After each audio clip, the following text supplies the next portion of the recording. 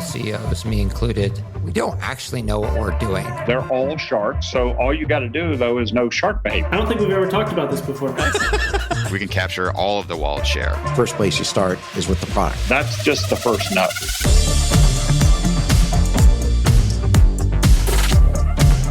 This is the Capital Stack.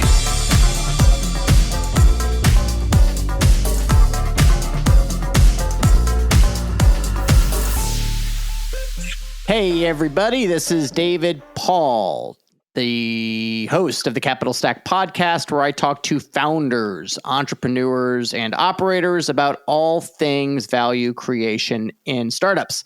Today, I'm stalking and talking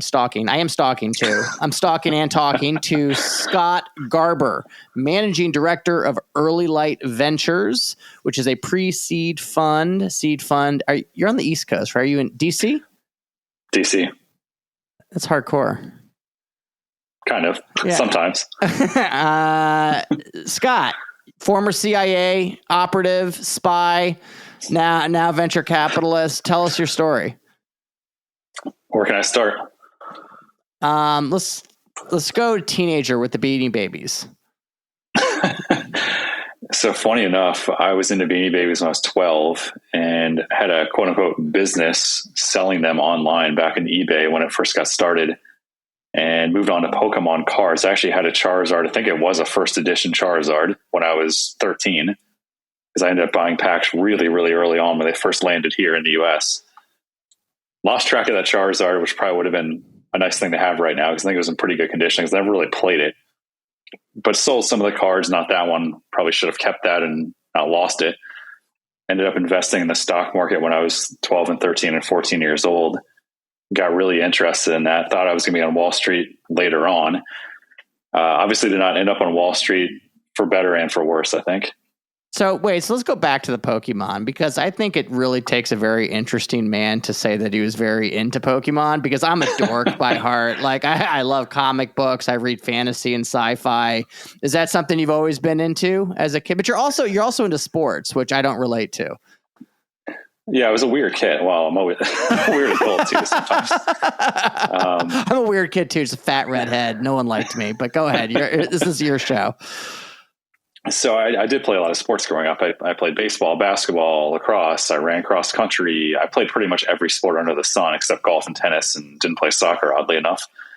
But I also was into Pokemon, and I was into Beanie Babies and all the nerdy stuff too. I used to code a little bit when I was a teenager. I actually coded a Pokemon website when I was 13. Launched that thing. It was actually one of the more popular sites way back when there was pretty much no one online. I used to customize, I think it was, I got to look, maybe it was it Squirtle, Bulbasaur, Charmander, might have been Pikachu. I can't remember. It was like 3D images of them, which were not my images. And I put someone's name on there and put patterns on it. I give it away for free just to people that would want it. I had that too. I didn't make money on that, but I had that plus the cards. Do you play Dungeons and Dragons? I never got into that. Yeah. I mean, it was a little here and there. We never played officially, with the dice. We would just make shit up. What about gaming? Are you a gamer? I was when I was a little kid. I mean, I was younger. I liked computer games. I played Mario, Sonic, all those stereotypical ones. I never got into the hardcore gaming though. Yeah, me either. I wish I did. I wish I had the time. I think I would be a better gamer now than I would when I was a kid. I just like to disassociate. I think I was actually better as a kid, because I got the Nintendo Switch and I've got whatever the retro pack is, and I'll play Mario 1, 2, or 3. And I was better at Mario 2 specifically when I was 8 or 9 years old, wherever I was when it was launched. I was way better back then. Mario 2 is fantastic. I can never control the things you climb up. I climb up, at least with the Switch controller. I'm going up and down. I keep falling off every 2 seconds. I'm like, guys, let's go to Mario 3. Yeah, exactly. Just fast forward in time. So now you're skipped Wall Street. Now you're a venture capitalist. Pretty much. And you started angel investing, correct? Yeah, it was a whole journey. I mean, I was a founder once in college, once out of college. The first was, I would say it was pretty successful. The second was successful, then unsuccessful, successful, then unsuccessful in the end. Learned a lot from that experience. I'd interned at the CIA in college, at the Full Scope Lifestyle Poly. Didn't think I'd be making a career of Langley. Didn't think I'd go back, quite frankly, especially after the companies, and needed a little bit of a reset when I was 23 and went back. And did all sorts of stuff on the analyst side of the house, the operational side of the house, some other things in there outside of there. And then sort of met a mentor of mine who I didn't know what I was doing with the venture investing. I'd heard of it. Obviously, I'd been exposed to it with my own companies. I've been exposed to it in other ways. Didn't know what I was doing. And I basically watched him angel invest over the course of 3 years and saw the results he was getting, which were pretty ridiculous, and loved that kind of work. And asked him one day, like, I'm clearly on this direction, what I was doing with him and some other people. Should I go in this direction? Should I go into venture? I love doing it. Should I do it? Like, candidly, am I good at this? Do you think I'm good at this? And he looked at me, he's like, yeah, you should do it. And that was coming from someone that averaged 22 times returns on his investments, angel investments. Like, okay, if he believes in me, I should start doing it. So I started putting my own money into the thesis I'd always had. And that's sort of how it got from, no experience in venture to having 2 venture funds. And so just to go back a little bit, past Pokemon, before venture funds, before angel investing, how does one get recruited into CIA? It wasn't hard. So I went to UVA undergrad, and there's obviously engineering fairs, there's business school fairs, there's arts and science. I mean, all the different career fairs they had. I was meeting a friend at the engineering school. I didn't actually go to the engineering school. I was actually almost a history major for the first 2 years. Then I was comm school, which is a business school at UVA. And this is when I was a history major, or undeclared, or whatever I was. I met one of the recruiters there who was at the CIA and said, hey, like, I'm intrigued by this. I live in DC. My parents live in DC. Like, do you have any roles for someone with a background like mine? And they're like, yeah, we do. So I interviewed, got a job offer pretty quickly, went through the clearance process, which took a lot longer, and then interned there in the summer. So what was obviously you can't share a lot of stuff. I know do you know Wes over at Next Frontier? He had actually Next Frontier Capital up in Montana. I actually don't know him. Yeah. Les Craig, he's a VC, but he was a West Pointer and then did some time in the CIA. And he told me, he's like, whatever you think the training is exactly what the training was. But after the training, it was the most boring thing I've ever done. Which was kind of interesting. Yeah, I saw some of the most interesting stuff that is going on in there, and it's not the movies, I'll put it that way. Right. So what's transferable for you, right? Like, what did you take out of that experience that helps you today?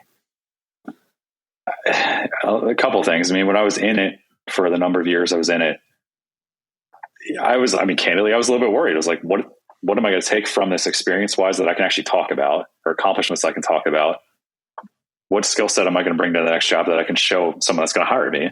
Like, what is this actually going to, what value is going to come out of this job outside of what I've been doing? And one of the really unexpected things is I had to learn how to read body language to survive internally. I was really the jackass kid running around solving crazy problems for years and years and years, doing, all around the agency. And I was always this like novelty act in meetings. I was always younger than everyone else. I was always in meetings that people were like, who the hell is that kid? Like, what is he doing here? And then some of the stuff I was doing internally, I had to read the people I was working with to figure out, can you actually go out and do what you're saying you're going to do? And sort of that process of reading people internally to survive and reading people as part of the job. Reading founders is actually a big part of being a venture capitalist. I mean, it's obviously you have to find the deals, and you have to source, and you have to have a network to source a lot of good deals, good quality deals. But you have to pick the right ones. And picking the right ones, a lot of it comes down to, does the founding team or founder have what it takes to actually build this company to where it needs to go? And a lot of that is sort of, do they believe it themselves, and can they do it? And so from a body language perspective, how is that presented? So there are a lot of things. I mean, there are a lot of little things I do on a Zoom. I mean, Zoom is actually just as good as in person to me, because almost all the body language is in the face. I said, if someone's at home, a founder's at home, they're a lot more relaxed than if you go meet them in a coffee shop where it's like, all right, I got to go pitch, and I'm, kind of buttoned up, and there's a little bit of a wall up, and I'm more protective. I try to keep things really relaxed, and I want it to be relaxed because I want their true intentions in there. I'll ask really open-ended, broad questions. I'll have, random pauses to see how they filled that. I'll ask for examples and all sorts of different things. And I'm asking about certain things I need to know about, like the pipeline, the rest of the team, the industry, the competitors, where the exit is going to be, at least in their mind, all sorts of different things that I'm asking them about. And a lot of it comes down to, does the founder have what it takes to take the revenue from X to where it needs to be to an exit, or to go public, although really in most cases to an exit for where I invest?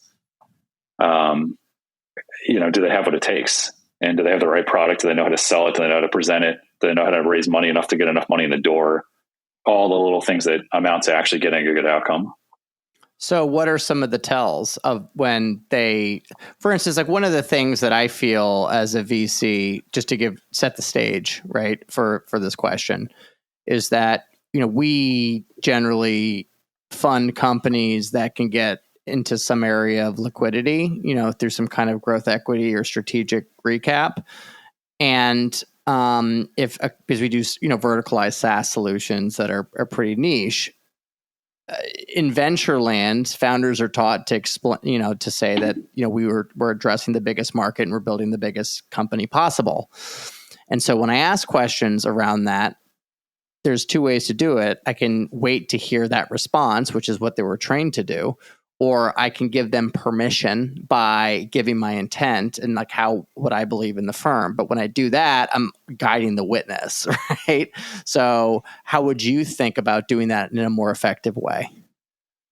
So I do it, literally every day on these pitches. And I would guide the witness, so to speak, early on, and you get the answer you want to get, which isn't usually the answer that I want to get, because I want them to actually give me the real answer of what they want to do with the company. And I can get that through body language, but I don't want to lead them. So I'll say, hey, like, where do you think the company is going to go in a good world, in a bad world, in a realistic world? Where do you want the company to exit? Where do you want the future to look like? And that gives me a lot of hints how they answer, where they take the conversation. I try not to react too much to what they're telling me. If they're like, I'm going to become a $100 billion company, it's like, I'll probably start laughing, because the odds of me finding a $100 billion company are pretty much zero, or almost, it's really unlikely. Even 10 billion, it's really unlikely. Even 1 billion is pretty unlikely to some extent. But and there, a lot of them are conditioned. If you're pitching a West Coast stereotypical Silicon Valley VC, and you're like, where do you want to exit? And they're like, $1 billion. And you're like, okay, I got to go. Thanks. It's got to be, $50 billion. And I'm going to be the top player in this market in 6 to 8 years. I'm going to go public and be this huge IPO, versus most exits are under 100 million. This is where they are. And I know founders need to be optimistic, and that is part of it, to do what they're doing and work as hard as they're working. But I think it's what you're hinting at. Basically, if someone gives an answer where they're like, 150 million, which really means like 50 million, where they want to exit, like, is that okay? Yeah, it's okay to the right VCs and the right funders. Mm-hmm. And so you're okay guiding the witness, but you look for other tells to see if they're just telling you what they want to hear or what you want to hear, essentially. Yeah, basically. And then how do you identify grit? Because I feel like that is something, I've been right before and I've been wrong before. So how do you think about it? So I'll ask them, like, tell me about your childhood. Tell me about how you founded the company, why you founded the company, your tracks so far in the company. And I'm really looking for examples of overcoming something or having to fight for something. I look at their background pretty hard. And I don't mean like doing a background check, but like, what schools did you go to? How'd you get the jobs that you got? How'd you get your initial clients?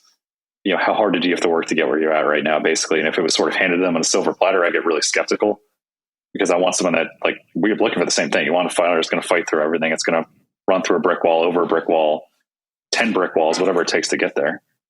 Sure. And so tell me about Early Light. The fund or the thesis, or I can go into anything. Everything. So I always wanted to do a venture capital fund ever since meeting this mentor of mine. And I knew I had to prove out this thesis. I wasn't just going to show up and be like, all right, here's a bunch of money, go run a fund. You have to go fundraise, which, as you know, is not always easy. It's usually not easy at all. So I knew I had to prove out this thesis, which I'd always had with my own money as an angel investor over the course of multiple years, and really like show investors, here's what, I think I can get, because I just got it from my own money. And that thesis, which I know you're familiar with, is there are a ton of exits under 100 million. There's a ton of exits under even 50, 60 million. And a lot of them are cash. They're quick. They're competitive. There's multiple buyers that can be involved. The board doesn't have to approve 25 things. It's just, they're easy tuck-in acquisitions in a lot of cases. Could be strategic, could be PE, could be anything. The idea is that you get in at a real valuation. Could be a 3 or 4 or 5 or 6 or 8 or whatever it is, pre-money or cap. The company doesn't raise a ton of money to get to an exit. So they go from, let's call it like a 7 post-money or 8 post-money, when they're at 3 or 4 or 5 or 6 or 8, whatever they're at ARR wise. you get to 5 or 6 or 10 in ARR and you sell the company. And it could be 25, it could be 80, it could be 100, it could be 150. The idea is there's not a ton of dilution. They're not spending a ton of money, so you've got decent downside protection. And usually the sale is an easy one to a lot of different people, so you can kind of play them off each other. So it's sort of hunting for that like 4 to 8x, 4 to 10x, but few, kind of it's like a baseball analogy, because I have like 100 baseballs you can't see on my desk. A lot of singles, a lot of doubles, some occasional triples, maybe an accidental home run, very few strikeouts. And I need to see those founders work the count. I need to see them really kind of work to get on base. Mm-hmm. This isn't like you step up to the plate, you Babe Ruth it, then you hit a grand slam and it's, a giant. It's just not how it works. Right. And so, when you think about, taking these things to market, because I remember you said your first fund, you were really made sure to sit on boards, and you're less interested in that now. Tell me about that transition. So this has been a long time lesson. As a solo GP, it's, you wear a lot of hats. I mean, my day is different to some extent, but it's also similar every day. I mean, it's LP relations right now. I'm still fundraising for Fund 2. Thankfully, I'm almost done. So fundraising is a big part of my day. LP relations is a big part of my day. Portfolio sort of management and help, that's a big part of the day with Fund 1. If a founder needs something or wants advice on something, I'm going to hop on the phone or hop on a Zoom and try to help them. There's sourcing new investments. So I've got a network of 300 and almost 350 funds I work with across the country. Keeping that hot and keeping that relevant, sending deals back and forth, giving feedback to people, back and forth, them giving me feedback and me giving them feedback. Screening new deals, getting on the phone or Zoom with new founders I'm evaluating, doing diligence on those deals, writing up the memos, doing the quarterly update. I mean, there's so many different things happening every single day that it's, everything's different, but it's also pretty similar. Where can I go on this question? Because I could talk for a while. Yeah. So, I mean, so basically it's just a time thing, and you just didn't feel like your first one, you felt like you had the time and you need to be on boards, and now you feel like you don't have the time. Yeah, a little bit of that. I also was encouraged by some investors that you got to lead rounds, you got to sit on boards, you got to do this to get a bigger fund. And, as an angel, I wasn't leading any rounds. I wasn't writing checks that would justify that. It wasn't even close. And I was getting more intel than board members in a lot of cases, because I would listen to founders. I wouldn't judge what they're telling me. I want them to give me the full picture of what's happening. And I'd give them advice, good, bad, or ugly. And I try to help them and then get the hell out of the way. As a board member, it's a little harder to do that. You still can. But I get the same information on the companies in Fund 1 I'm not on the board of, and then the ones I am on the board for. You just have a lot more responsibility. And given I don't have a minimum check size, I don't have an ownership target, I don't need to lead a round. There's no point in me actually leading a round. So at Fund 2, I'm hopefully going to lead next to nothing and sort of follow on with other funds, because that's the strategy. Gotcha. And so how do you think about miss rates? Because you're coming in at pre-seed, seed, you're trying to minimize risk rates. There is I guess you consider a power law-ish kind of component to it, right? As some, let me rephrase. Tell me about portfolio construction. This is where it's different, and I have to educate LPs, and it's good and bad. So I have about 14 existing GPs of other funds, former or current GPs invested in my funds. And when I go over the portfolio with them and the strategy with them, it's like, I get it. Totally makes sense. I buy it. I love it. Really, really simple conversations. I'll talk with other LPs that are very business savvy. These are ex-CEOs of giant companies, don't understand venture as well, because venture is just it's an oddball asset class, as you know. I mean, it's not like a lot of other asset classes. It's really unique. It's very niche. It's kind of small, really. And I'll go over sort of the portfolio dynamics of what I'm looking for, and it just gets lost, I think, because most LPs, when they think of venture, they think of, the stereotypical of 1,000x, 100x or bust, like a lot of zeros, maybe like a couple 1x's, some like 5 or 10x's, and then like 100x, which makes, or 1,000x, which makes the firm or makes the portfolio or makes the portfolios. The way I've always thought about it is most of these exits are smaller, at least the better ones. If you get in at a good valuation and you get out at a pretty good valuation, or at least a decent valuation, and the company grows and the founder fights for what they're doing, you'll get a good outcome. So my portfolio math, Fund 1 was a little bit different because most of that money was deployed in 2021. Most of my money in Fund 1 came in mid-2020, kind of end 2020, early 21. I deployed most of it in 21, which I think will be historically, I don't know how to describe this. Bad vintage would probably be understatement. I think I don't even know how to describe it. It's going to be horrifically bad, I think, for a variety of reasons. So ordinarily when you're investing, you're on more of an offensive mindset. I think 2021, I was on a defensive mindset of I need to avoid risk wherever I can. I need to deploy it, but I got to avoid risk. So it was higher floor, lower ceiling type deals. So a lot of like 1.5, although gaming more like 2 to 5x is where I was aiming. Realistically, probably a lot of like 1.5 to 3.5x type exits. Pretty quick exits, 2, 3, 4, 5 years. Generally all cash. But the thing with Fund 1 is it's kind of a really low failure rate, probably sub 10%, could be sub 5%, which is really abnormal for venture. For Fund 2, probably targeting less than 15%, 20% failure rate, a lot of 4 to 10Xs. I'm aiming for a lot of like, call it 5 to 7 is sort of the sweet spot. You think about that company, that's a 6 or 8 posts and they sell between like 40 to 80. It's sort of like the sweet spot of what I'm looking for, having a ton of those. A couple that are maybe 10 or 20x, not many, and very few failures. It's sort of how the portfolio works. As an angel, it's how it's worked. It's a 5.1x realized, and I think it's like a 61% realized IRR. And it's a 12% failure rate of those companies. So a lot of them are pre-seed, relatively risky when I invested, but grew out of that risk, didn't raise a lot of money, and got to the right exits. Yeah. So I think really, I mean, the secret sauce is, do you believe that the founder is not going to give up and like, make sure that your downside's protected, right? Because I mean, I talk to a lot of, I consider what we do more of like early growth equity, right? As opposed to venture as just a nomenclature, or early growth, just because it isn't the same if you look at it.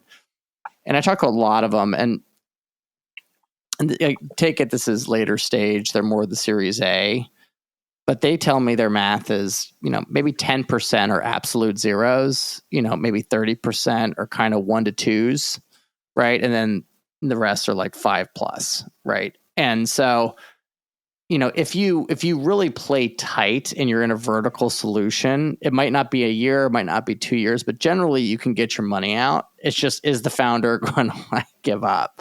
Because then you're screwed. So I really think that could be the special sauce with you, is really identifying people that aren't going to give up. That's a big part of it. And that's a really hard thing to do, especially when they're first time founders. Well, that's one of the things that I know is not popular with LPs. With some of them it is, some of it isn't. Is I do look where they went to school and how they got there, and sort of like who paid for it.